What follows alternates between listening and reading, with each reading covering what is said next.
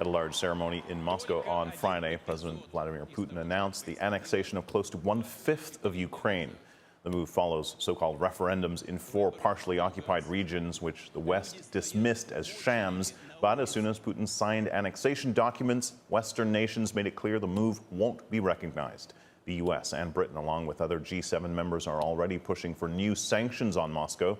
Ukrainian President Zelensky calls the annexation a farce and says Russia will be defeated. Here he is. The entire territory of our country will be liberated from this enemy.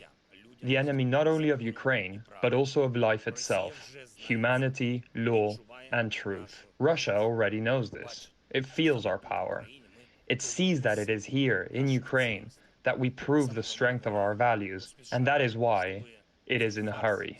Organizes this farce with the attempted annexation, tries to steal something that does not belong to it, wants to rewrite history and redraw borders with murders, torture, blackmail, and lies. Ukraine will not allow that.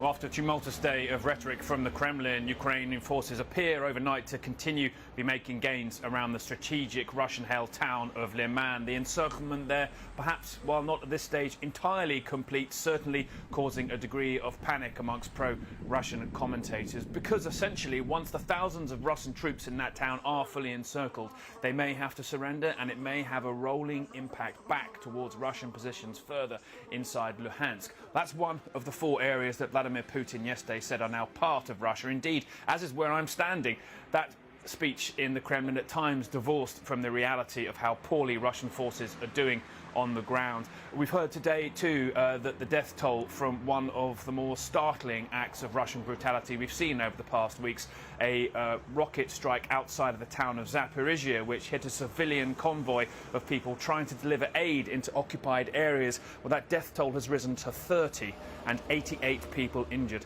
Utterly staggering, frankly, that in an area which on Thursday night Russia declared was part of Russia, in their opinion, Zaporizhia. The first thing they would do the next morning is launch a rocket strike like this against civilians. The United States, though, conscious of what they refer to nuclear saber-rattling we've heard from Vladimir Putin, the backdrop to his, at times, absurd-sounding claims that all these areas of Ukraine, which are still being fought over, still partially occupied by Ukrainian military forces who are on the advance, that these are all part of Russia. The backdrop to that of nuclear threats that Vladimir Putin has made. The US Secretary of Defense, Lloyd Austin, saying that they have not seen specific indications that Russia is preparing to use nuclear weapons. So clear messaging from the US trying to calm the febrile atmosphere around that particular threat. But at the same time, too, we're also hearing from Ukrainian officials that the director of the Zaporizhia nuclear power plants may have been detained by Russian forces during a Russian patrol inside occupied areas. So the backdrop of the threat of some kind of nuclear incident always in the background here, but none of that, all the rhetoric we're hearing from Moscow, can distract from the fact that Ukrainian forces appear to be continually moving forwards here, and Russia's conventional army, despite the recent partial mobilisation, still isn't holding ground here. Nick Payton-Walsh. Victory will be ours, he shouts. President Putin vowing success in Ukraine soon after announcing a significant escalation in his war. The invited crowd yelled their support back, but this carefully choreographed fervour is unlikely to be shared by many Russians still fleeing his call to arms. Earlier from the Kremlin, Putin dramatically raised the stakes, annexing 4 more Ukrainian regions after his sham referendums showed huge, unlikely support for Moscow's rule. People living in Luhansk and Donetsk, Kherson and Zaporizhia are becoming our citizens forever. Putin said he wanted Kiev to come to the negotiating table, but that the fate of the occupied regions was not up for debate.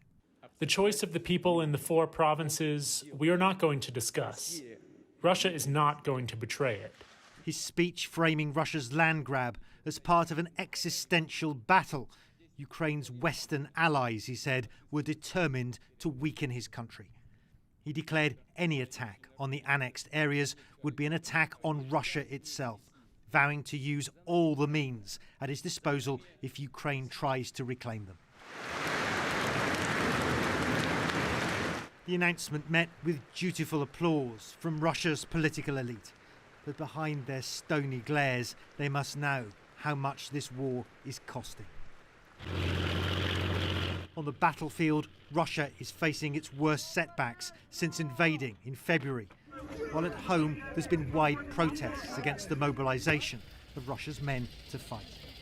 There's also the global condemnation, the US imposing fresh sanctions against Russian officials, with other Western allies following suit. And in Ukraine, President Zelensky called Putin's move a farce and said Ukraine would accelerate its request to join NATO.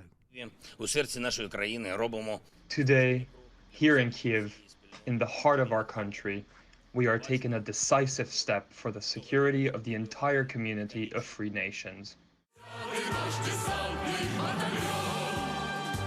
But in Red Square tonight, the stage-managed celebrations are meant to send a powerful message at home and abroad. And no matter the criticism or the consequences, Putin's Russia is determined to take this path.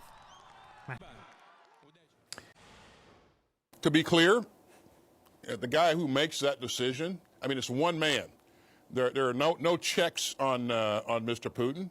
Just as he made the irresponsible decision to invade Ukraine, he could make another decision. But I don't see anything right now that would lead me to believe that he has made such a decision.